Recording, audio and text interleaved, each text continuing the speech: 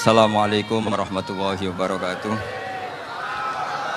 Bismillahirrahmanirrahim. Allahumma sholli wa sallim ala sayyidina Muhammadin wa ala alihi washabbihi asma'in nama ba'du. Sedanten ingkang kula hormati wabil khusus teman bapak kula Kiai Haji Agus Ali Masyuri. Beberapa kiai yang tanpa ngurangi rasa hormat, saya hormati semua. Ini ada beberapa Gus. Ini saya ngaji insyaallah seperempat jam. Seperempat jam nanti yang menghisap Gus Kausar berapa Gus? 10 menit. 10 menit. Begini, sebetulnya saya membela semua umat Islam itu ahlul jannah. Karena saya ini ibarat marketing. Kalau orang Kristiani itu kan setiap orang mati sudah tenang bersama Bapak di surga. Jadi kampanye itu menarik sekali. Sementara kita sudah kiai, sudah imam masjid, sudah ulama, masih saja dikhawatirkan su'ul khotimah. Ini kalau kampanye ini tidak imbang, ini nanti saya takut kalah. Makanya saya bilang pokoknya semua orang mukmin itu ahlul jannah. Karena memang asli hadisnya seperti itu, man qala la ilaha illallah dakhalal jannah. Bahwa kemudian ada beberapa kiai yang mungkin wataknya itu pesimis, kemudian bikin sekian aturan-aturan yang sebetulnya itu cerminan dari pesimisnya, terus akan-akan masuk surga itu susahnya bukan main. Nah itu saya tidak setuju, karena tadi pasti kalah dengan kampanye sebelah yang setiap orang mati dibilang sudah tenang bersama Bapak apa? Di surga. Jadi ini penting. Terus kedua saya bilang agama ini sudah begitu baik. Masa kunci surga sudah dibocorkan, miftahul jannah la ilaha illallah. Masa sudah pegang kuncinya nggak jadi masuk surga, itu kan aneh. Ya sudah masuk saja, tapi tidak usah minta bantuan saya, masuk aja, kan sudah pegang kuncinya. Terus ketiga, kenangan terburuk saya ketika jadi kiai itu gini, saya ada beberapa guru SD datang ke saya. Ini agak-agak masalah besar. Gus, boleh nggak buka ujian nasional yang masih disegel? Semua guru bilang nggak boleh, itu kriminal kan. Ada satu guru yang bikin analogi agak kacau. Boleh saja. Wong ujian di kuburan saja dibocorkan para kiai nggak apa-apa. Itu.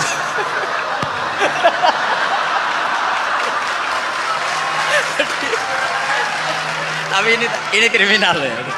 Perhatian kepada kiai, nggak boleh memukul pemateri.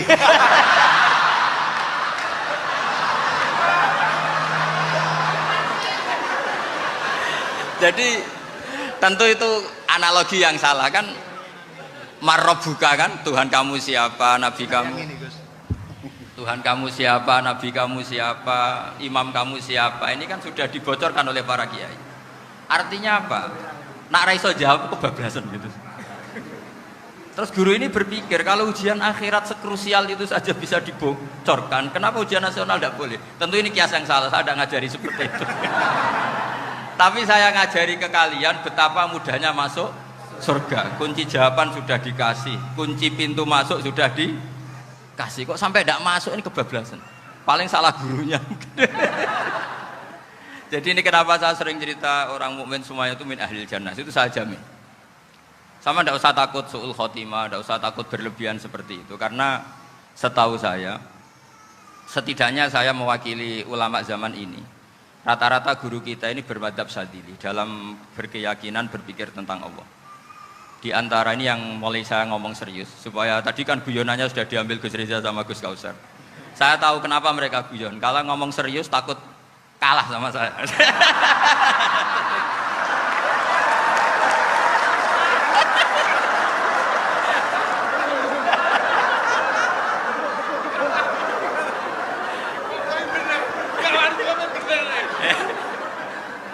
Karena saya ini sudah terkenal pemikir serius, jadi artinya itu satu kepintaran mengalihkan. Ya, oh ya, sudah itu satu kecerdasan. Tidak hanya ngalim tapi butuh cerdas. Betul cerdas. Jadi itu bukti beliau-beliau ini cerdas itu. Saya berpikir begini, ini madhab Syadzili. Kita semua tentu Syadzili karena kita semua ngaji kitab hikam. Kita tahu kitab hikam itu muridnya Abul Abbas Al-Mursi. Abul Abbas Al-Mursi muridnya Syekh Abil Hasan apa? Asy-Syadzili. Saya masih ingat betul makalah itu dan saya ulang-ulang. Setiap saya ngajar di sarang saya ajarkan itu. Kilali, kata Abdul Hasan As-Sadili, saya pernah dapat hatif, dapat semacam ilham. Apa makna min syarril waswasil khannas? Itu kata beliau dijawab oleh hatif itu. Hatif itu nggak perlu diterjemah tadi ada, karena tadi diajarin itu. Apa yang dihidupkan itu nggak perlu dijelaskan. Kata hatif tadi, waswasun yadkhulu bainaka wa baina habibika yunsika altofahu alhasanah wa yudzakiruka af'alaka asyi'ah wa yukassiru indaka dzatas shimal wa yuqallilu indaka dzatal yamin liya'dila bika an husnidzanni billah ila su'idzanni billah. Jadi yang dikatakan waswas adalah kamu digiring untuk hanya ingat sisi-sisi kamu yang negatif, dilupakan bahwa Anda punya sisi-sisi yang positif. Misalnya seperti ini, mungkin secara fikih tadi banser-banser tegas, wah ini masalah lelaki perempuan dipisahkan gini-gini. Tapi kenapa Ghazali bilang ya sudah gini gak apa-apa. Sebetulnya ada rukhsah itu karena ini di depan umum. Yang paling pantangan Nabi itu la yakhluwanna rajulun bimra'atin. Ini ada yang menjaminnya gitu. Malah khawatir saya di sini dipisah tapi setelah berduaan nggak bisa. Jadi toleransinya karena ini di depan umum. Itu masih ada toleransinya. La yakhluwanna rajulun bimra'atin. Begitu juga ketika kita dosa, misalnya kita dosa. Orang Islam setiap dosa itu pasti ingat salahnya, kemudian istighfar. Dan ketika satu kebaikan dibandingkan keburukan, itu kata semua ulama, karena sayyi'ah itu bernilai 1, kebaikan bernilai apa? 10. Itu masih surplus berapa? 9. Jadi itu cara berpikir Abdul Hasan As-Sadili. Kenapa kamu harus berpikir positif tentang Tuhan? Sekali berpikir tentang negatif, itu bahaya betul. Misalnya begini, kamu berpikir tak rewangi jadi kiai, sujud, rukuk, ternyata aku tetap lebu neraka, gunane apa? Itu menurut saya kan nggak punya akal. Sujud itu satu kelaziman menghamba kepada Allah. Normalnya seorang hamba itu ya sujud. Kemudian gara-gara kamu ingin masuk surga, terus logika kamu dibalik, gunanya apa saya sujud? Ternyata saya masuk neraka. Itu pertanyaan yang benar-benar bodoh dan itu menjadikan Allah benci. Logikanya dibalik begini. Ini saya ngomong serius karena ini bentuk kemenangan saya ini bentuk kemenangan saya. Saya berkali-kali ngomong di kota pelajar di Jogja karena banyak pengujinya juga. Bukan sekedar pendamping tapi penguji. Banyak yang profesor, bukan sekedar dokter, banyak yang profesor. Jadi biar ini dok. Begini. Saya pernah ditanya sama seorang dosen, Gus, saya ini ngaji hadis banyak, tapi ada yang saya tidak paham, yaitu mangkola la ilaha illallah dakhalal jannah, ada kalimat wa in zana wa in saroko. Meskipun pernah zina, pernah maling. Ini kan seakan-akan mentoleransi perzinaan dan pemalingan. Terus saya bilang, oh makna hadis itu seperti ini. Jadi kebenaran absolut, kebenaran yang mutlak itu tidak akan terganggu oleh status perilaku seseorang. Saya berkali-kali memberi contoh. Orang yang ditangkap KPK akan bilang 1 tambah 1 2. KPK-nya juga bilang 2. Rivalitas dalam politik, Pak Prabowo ya bilang 2, Pak Jokowi juga bilang 2. Orang yang zaniyah, yang lonte pun akan bilang 2. Muftinya juga bilang 2. Ketua MUI-nya juga bilang 2. Artinya gini, kebenaran yang absolut adalah kebenaran yang siapapun akan meyakini seperti itu. Seperti 1 ditambah 1 2. Kamu punya musuh bilang 2. Kalau ibu-ibu ini punya maru ya marunya bilang 2 tadi tambah mama. Enggak tahu saya terjemahnya apa tadi. Nah, kebenaran yang absolut itu kebenaran yang siapapun pasti mengakui. Dan uniknya begini, saya pernah ngaji acara himmah, acara pondok sarang di Demak. Kalau kamu bilang 1 ditambah 1 menjadi 2, untuk mengatakan 2 itu kamu butuh hadiah enggak? Mereka semua jawab enggak. Kita semua enjoy saja mengatakan tembok itu putih. Kenapa? Karena memang putih. Kita mengatakan 1 tambah 1 2 karena memang kita tanpa presentasi dapat hadiah, dapat penghormatan. Kenapa untuk mengatakan Allah itu Tuhan kita butuh surga? Memangnya kalau tidak ada surga Allah tidak jadi Tuhan? Ini problem orang soleh-soleh yang terlalu pesimis. Makanya nanti orang-orang soleh itu masuk surganya berat. Tapi kalau orang alim lebih gampang kira-kira seperti itu. Iya, karena kan imannya lebih bagus. Dalam hadis qudsi, Allah ini yang dibuli orang-orang soleh. Laulam akhluk jannatan wala naron alam akun ahlan an uto'ah. Dalam hadis qudsi itu. Kalau saja saya tidak menciptakan surga dan neraka, apa saya tidak jadi Tuhan yang perlu ditaati? Apa kalau kamu tidak saya kasih uang 1 juta terus bilang 1 tambah 1 11? Enggak kan? Tetap bilang berapa? 2. Kalau kebenaran absolut yang 1 tambah 1 kamu bilang 2 meskipun tanpa mendapat hadiah. Kenapa untuk bilang Allah Tuhan kamu butuh hadiah surga? Itu kan serai ikhlas belas. Makanya saya terus mengajarkan ikhlas. Ikhlas itu bisa dilatih dengan akal, dengan pikiran, bil ilmi lah. Harus dilatih.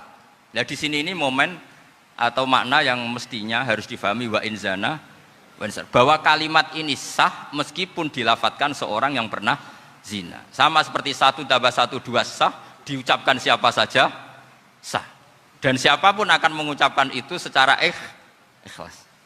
Ini penting saya utarakan. Sehingga setelah ada firqah-firqah takfiri yang mengatakan orang megang keris itu syirik, ke kuburan syirik, ini syirik. Itu salah besar.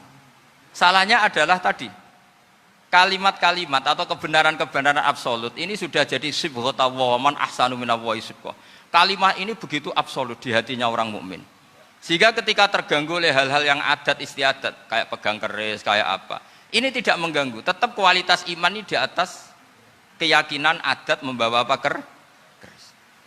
Kalau orang membawa keris menjadi syirik karena percaya sama makhluk. Orang misalnya kejawen kalau nggak bawa keris nggak nyaman. Orang kota itu kalau nggak bawa ATM juga nggak nyaman. Itu tidak dihukumi syirik. Kamu pergi lupa bawa HP nyaman enggak? Enggak, kenapa tidak dihukumi syirik?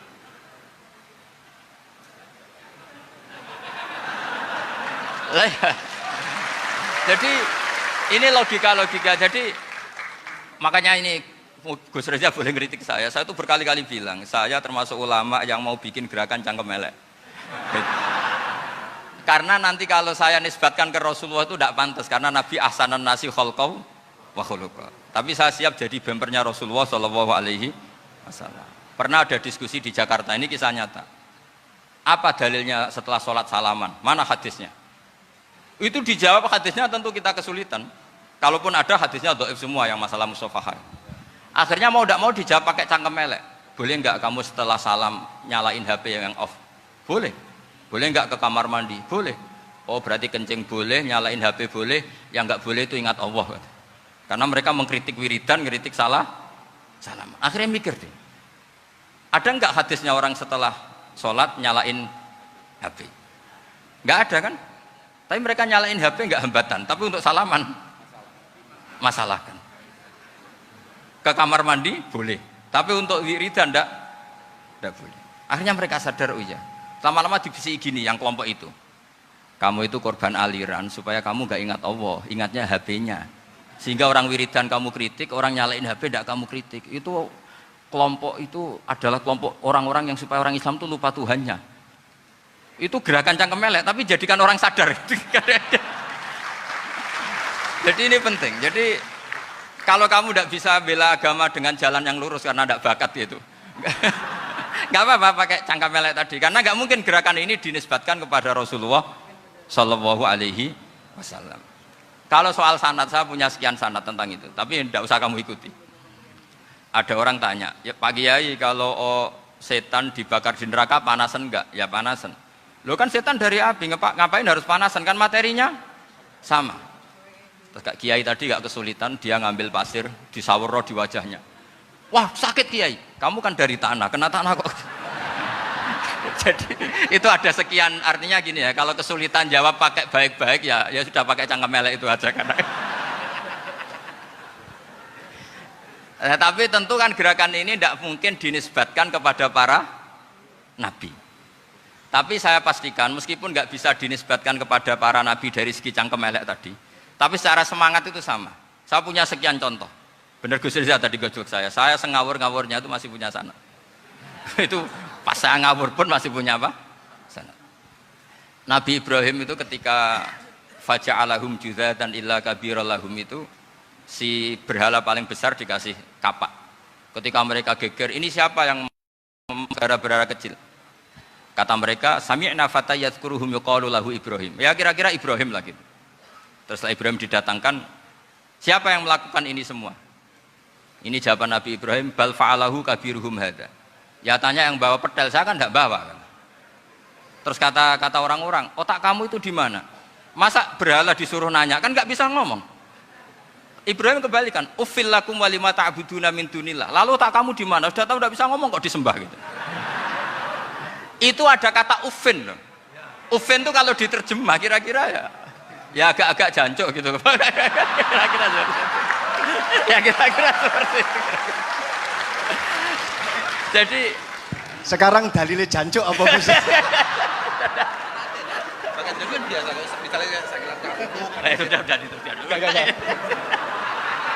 Gimana? Jancuk itu dari daksu, dak tinggalkanlah suan perkara sing elek. Krono ilate wong Surabaya kakean rawon, akhirnya ngomongnya jancuk.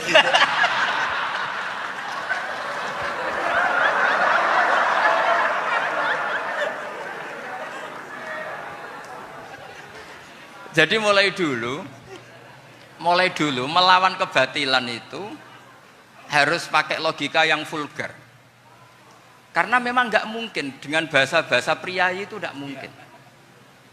Dan ini penting saya utarakan. Nah, kalau nanti nggak mungkin dinisbatkan kepada Rasul karena Nabi adalah ahsanan nasi khalqa wa khuluqa, kita yang ngambil alih saja. Gus Reza, saya, Gus Kausan ini cara cangkem elek kan pantas. Luas. Selain bakat ya sudah natural. Karena memang itu cara kita menjelaskan kebenaran. Saya ulang lagi, itu cara kita menjelaskan apa? Kebenaran. Mau tidak mau. Saya pernah ditanya sama seseorang, Gus, beberapa nabi itu kan poligami. Poligami itu bukti hipersek. Karena yang tanya itu orang nasionalis yang nggak pati senang Islam. Terus tak balik tanya, perempuan itu makhluk lemah enggak? Ya lemah. Kalau nolong lama satu itu gimana? Ya baik. Kenapa nolong dua jadi tidak baik? Harusnya kalau nolong tiga tidak baik. Tapi saya tidak dukung poligami. Nah, ini cerita. Setidaknya mereka jadi ingat. Saya itu pernah ditanya agak-agak orang ateis. Dia benci Islam tapi neliti Islam. Pertanyaan kedua, kenapa dalam perang itu seakan-akan Nabi itu perampok? Hartanya orang kafir disita kemudian menjadi ghanimah. Itu kan kayak ngerampok. Terus saya tanya gini, kalau ada penjahat ke rumah kamu, kemudian pakai senjata api, setelah kamu ringkus, itu senjata api kamu kembalikan apa kamu sita? Oh ya saya sita, kalau tak kembalikan dipakai ngerampok lagi. Ya sama seperti itu, kalau kekuatan mereka dikembalikan, ya akan dipakai kekuatan mereka lagi. Jadi, ya lagi-lagi ini kemenangan orang serius. Karena nanti guyonnya sudah dintekno sama Gus Safa sama Gus Riza. Nah, kenapa saya ngajar begitu rileks, begitu santai? Karena pikiran saya sederhana. Fa innal uqula muttarratun ila qabilil haq. Akal sehat pasti dipaksa menerima apa? Kebenaran. Sehingga kebenaran itu tidak usah kamu ngomongkan secara serius, tidak perlu. Kebenaran itu mudah diterima. Saya itu pernah ngaji berkali-kali di Jogja di mana-mana sampai ada buku seorang dokter nulis tesisnya itu bangga lagi menjadi muslim setelah ngaji saya itu. Karena saya menerangkan itu ringan. Orang Islam itu harus mencintai Allah. Ciri utama cinta itu tidak tegang, rileks. Saya bilang begini, kalau kamu pernah 1 tahun digratisi orang rumah, makanan, kamu kira-kira itu mudah nggak mencintai orang yang berjasa sama kamu minjemin rumah dan kasih makan gratis? Mudah kan? Apalagi kita ini mudah mencintai orang yang minjemin mobil 1 tahun, ngasih rumah 1 tahun, apalagi selamanya. Kenapa kita tidak mudah mencintai Allah yang memberi kita bumi, air, oksigen, semuanya kita dikasih Allah? Akhirnya mereka mikir, wong mencintai seseorang yang ngasih dalam durasi 1 tahun saja mudah, apalagi mencintai Allah yang ngasih kita tanpa batas. Itu disebut walladzina amanu asaddu hubbal lillah. Orang mukmin itu mudah sekali mencintai Allah. Caranya dilatih tadi. Kita mudah mencintai orang yang berjasa sama kita. Kenapa tidak mudah mencintai Allah yang tentu jasanya lebih besar? Nah, karena akhir-akhir ini banyak orang yang terlalu nazir, terlalu kata Nabi kan basyiru walatu nafiru yasiru walatu asiru. Sehingga saya bikin gerakan. Pokoknya semua orang mukmin pasti masuk surga. Nanti soal ada kesalahan-kesalahan kecil yang menjadikan orang su'ul khotimah itu sifatnya kehati-hatian. Jangan menjadi hukum. Hati-hati itu tidak menjadi hukum. Kalau kamu nyupir hati-hati itu bukan berarti pasti kecelakaan, enggak. Hati-hati itu ya hati-hati saja, tidak menjadi hukum. Ini penting saya utarakan karena kubu sebelah kampanyenya sudah tadi, setiap mati pasti tenang bersama Bapak di surga. Sementara kita mau kampanye, kamu sholat tidak mesti diterima, haji tidak mesti diterima, jadi kiai tidak mesti masuk surga. Coba kalau kita kampanye gitu terus, yang mau jadi muslim itu siapa? Jadi ini sudah tak perhitungkan matang-matang saya milih mazhab seperti itu. Ya ini saya pikir sudah, ini pembandingnya supaya punya waktu. Saya suka sekali. Nah ini yang sesi terakhir ya, sesi terakhir. Saya akan cerita fikih karena Nyun sewu Gus, ada iklan sebentar dari ibu-ibu, pentolan mic kurang dekat ke mulutnya Gus Baha. Sehingga suaranya tidak terdengar sampai ke belakang. Oh, gitu, pentolannya didekatkan Gus oh, ke mulutnya. Ini kalau ngomong konotasinya itu mesti nyerempet. Sudah apa ya? Sudah ahlinya di situ. Ya malah ada di situ.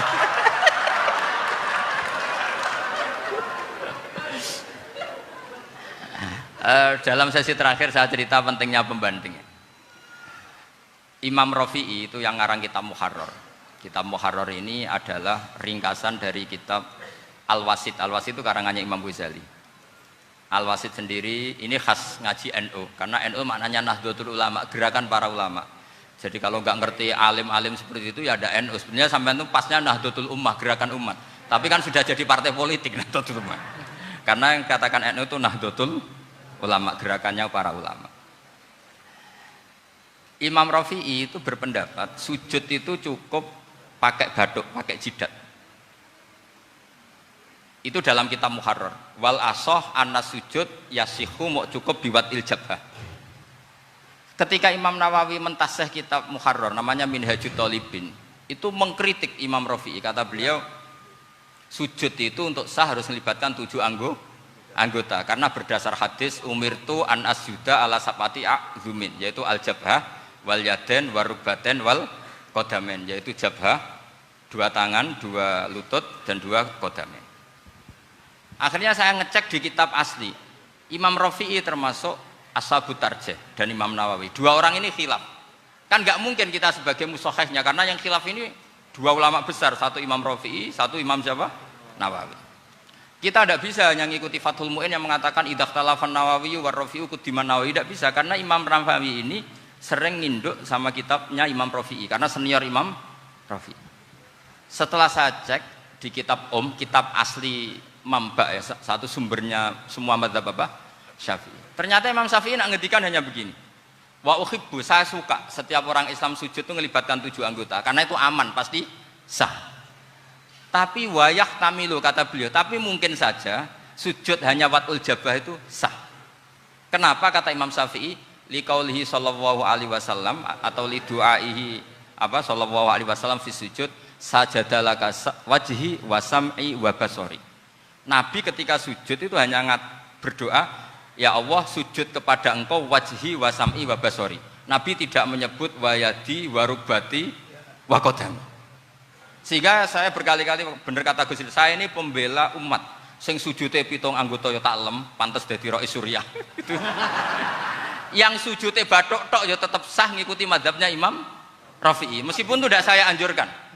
Tentu tidak saya anjurkan. Alasannya Imam Syafi'i tadi, Rasulullah pernah berdoa dengan kata-kata sajadalaka wajhi, bukan diteruskan wayadi warubati wakoda. Sehingga fal khilaf huna bakin ala khiddati kalau dalam bahasa fikih.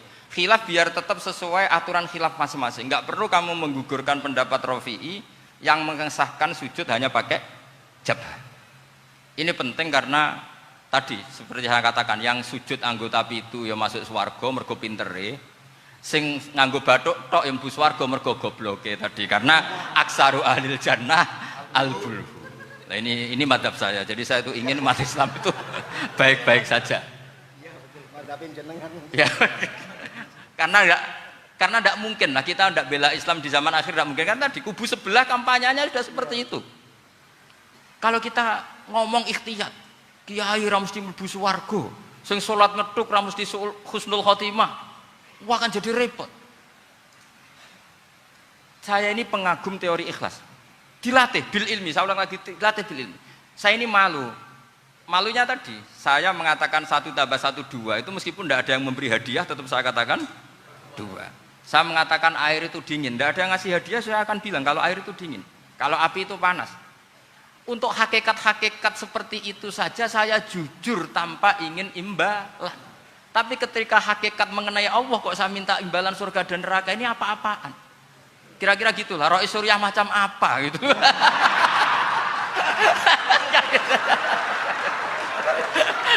Ya saya kira demikian. Assalamualaikum warahmatullahi wabarakatuh. Waalaikumsalam warahmatullahi wabarakatuh.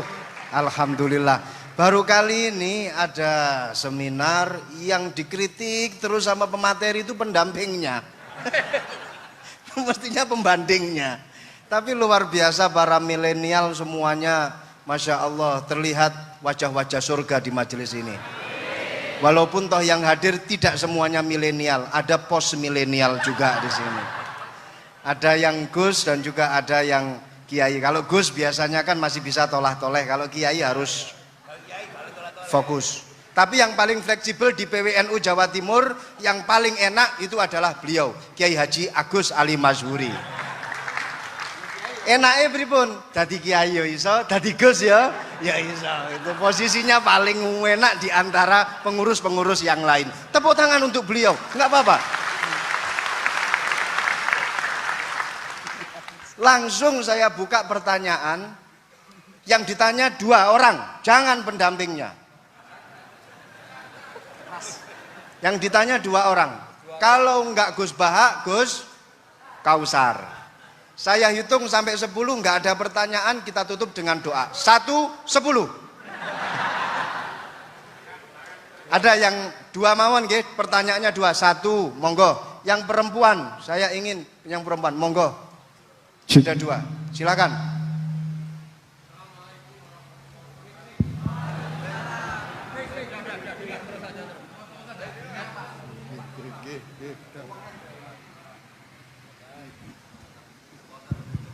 Bismillahirrahmanirrahim. Assalamualaikum warahmatullahi wabarakatuh.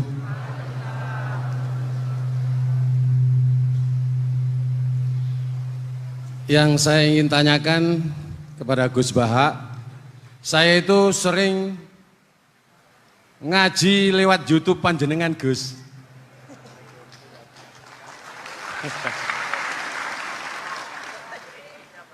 Insya Allah ilmu saya tambah walaupun tidak banyak. Yang saya tanyakan, nopo ilmu kula niki barokah? Yang pertama, karena saya ngaji lewat YouTube panjenengan, saya tidak izin. Untuk itu hari ini saya izin panjenengan, mudah-mudahan ilmu ingkang saya dapat dari panjenengan niku saged barokah niku Gus. Terima kasih. Wassalamualaikum warahmatullahi wabarakatuh. Waalaikumsalam warahmatullahi wabarakatuh. Langsung mawon Gus nggih, yang satunya dulu. Siapa aja? Oh gitu. Monggo Gus. Itu tetap barokah dan kebaikan itu mah nggak perlu minta izin. Kalau kebaikan minta izin jadi repot.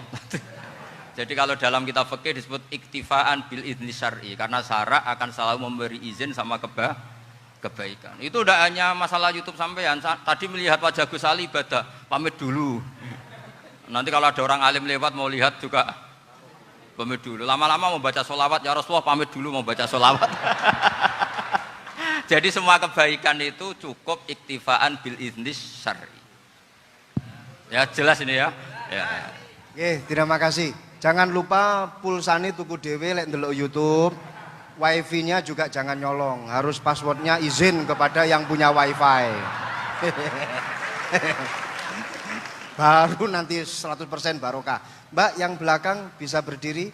Yang mau tanya tadi. Ya, silakan. Bismillahirrahmanirrahim.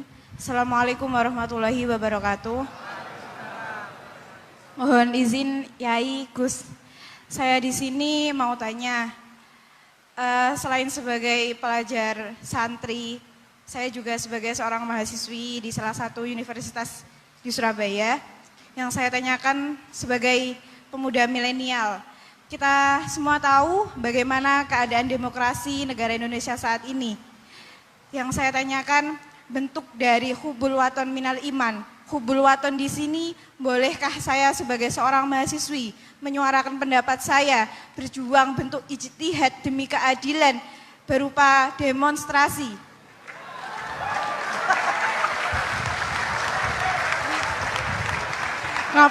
Ngapunten. Yang saya tanyakan di sini, bagaimana menurut Gus? Apakah saya melakukan demonstrasi ini sudah baik atau sangat baik atau mungkin perlu dikaji kembali? Terima kasih. Wassalamualaikum warahmatullahi wabarakatuh. Hubungan antara demonstrasi dan hubbul wadon minal iman. Hah? Oh ya, hubbul waton minal iman. Monggo Gus.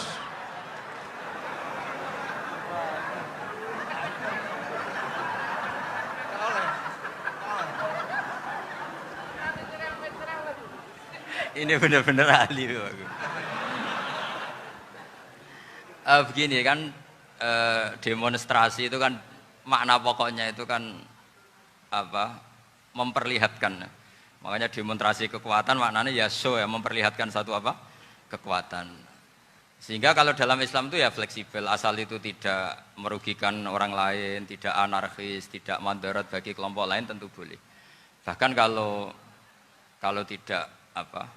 Menyuarakan suara kita tentu dengan cara-cara yang tetap islami ya, itu malah kita disalahkan karena berarti tidak ikut bertanggung jawab terhadap proses bernegara, tapi tentu disuarakan secara konstitusional dan secara baik.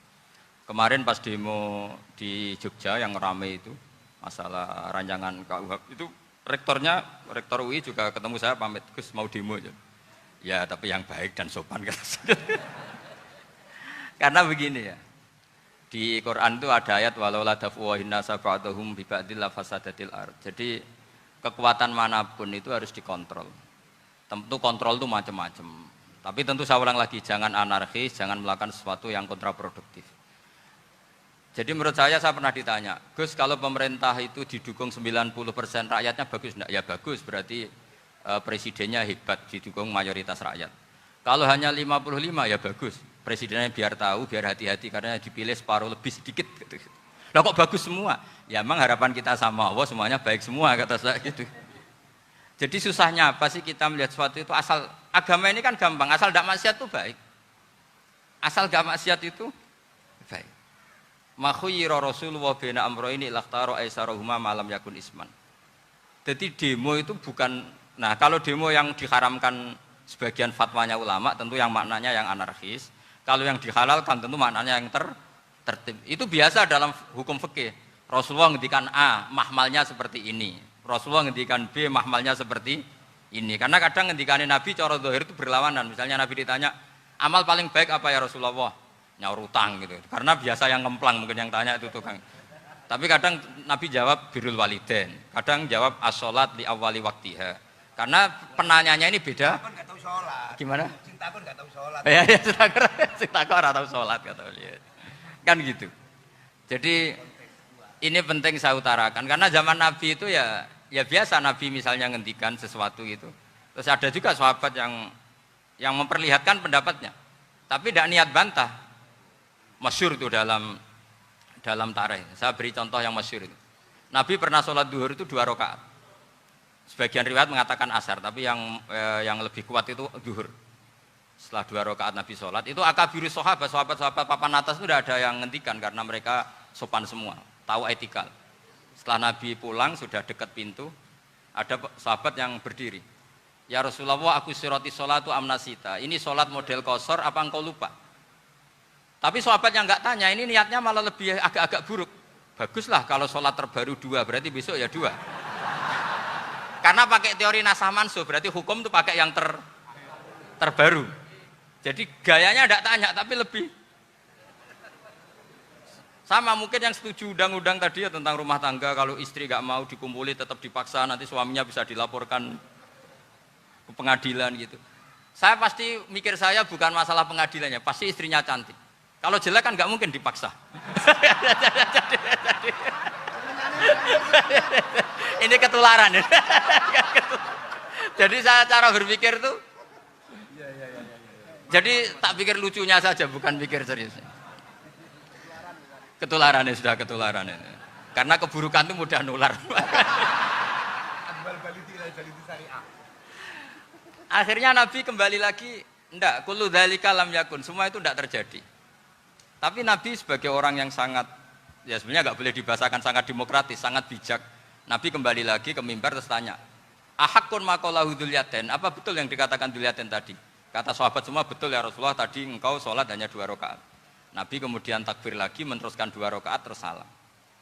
Artinya kalau demonstrasi itu dengan makna mengutarakan pendapat dengan cara yang dijamin konstitusi, ya itu kan normal-normal saja, nggak ada masalah. Saya pernah derekno bapak, itu ada pertanyaan yang benar-benar mengusik saya. Ada orang miskin datang ke bapak, Pak Yai, jadi wong melarat itu ra enak. Sajane ya wis suwe dadi melarat ra enak. Itu pas Ramadan. Kenapa kata bapak? Bapak saya itu teman akrabnya Gus Ali, senengannya ya guyon, mau meninggal aja masih guyon. Bapak itu guyon terus. Kenapa aja? Sudah puasa nggak makan, buruh orang, macul itu kan berat. Mau istirahat nggak boleh karena buruh orang. Enak jadi wong sugih puasa diam di rumah gini-gini terus. Terus kata bapak saya gini, enak wong melarat. Jadi wong sugih nak puasa berat. Kok sakit ya? Esok mangan pecel, awan rawon. Enggak sore sidik sate. Jadi yang harus ditinggalkan itu banyak. Nak sampean kan biasa meninggalkan itu semua. Semenjak itu dia, oh iya, nak ngono podo-podo abot. Jadi hasutnya pada orang kaya terus nggak ada. Nah ini pentingnya ilmu. Jadi pentingnya pendamping tadi itu. Setelah diberi jelasan, oh maturuni ternyata podo-podo abot gitu. Dia nggak tahu susahnya jadi orang kaya. Ya sama seperti tadi. Yai saya puasa. Kerja gini-gini bojo sitok elek terus dari yang bojone 4 cantik semua abot aku. Karena harus ninggalkan 4 yang cantik tadi yang bisa menghidupkan tadi itu. Itu kan juga demonstrasi, artinya mengutarakan apa yang, jadi itu saya pikir seperti itu. Ya ini pokoknya gitu aja ya. Assalamualaikum warahmatullahi wabarakatuh. Waalaikumsalam warahmatullahi wabarakatuh. Tepuk tangan untuk beliau. Kita doakan semoga beliau sehat walafiat, panjang umur, jembar rezeki.